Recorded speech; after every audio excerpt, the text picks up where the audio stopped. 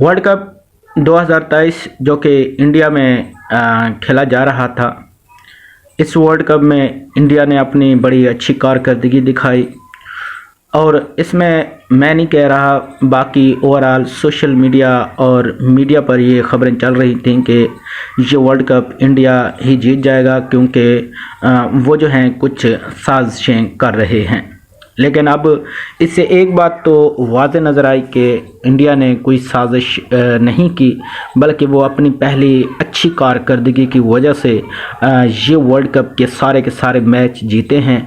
अगर साजिश होनी भी होती तो ये इंडिया जो है अपना वर्ल्ड कप ज़रूर जीत कर दिखाता, क्योंकि बाकी मैचेस में कोई भी मैच अगर हार जाता उनके लिए कोई इशू नहीं था।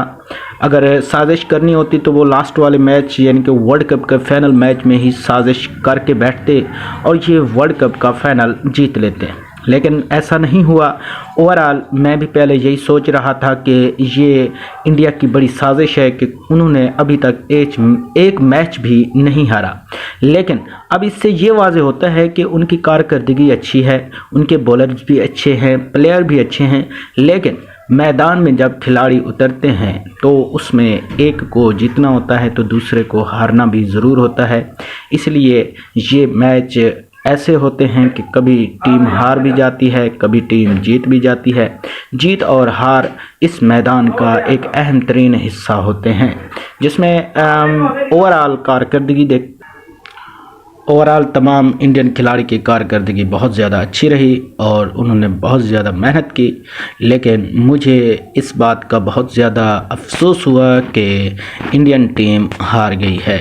इंडिया टीम के हारने में जो अफसोस हुआ है, क्योंकि वर्ल्ड कप के सारे मैच जीते हैं और ये बड़ा अहम तरीन मैच था जिसमें ग्राउंड पूरी के पूरे इंडियन आवाम से भरा हुआ था और तमाम उम्मीदों पर पानी फिर गया।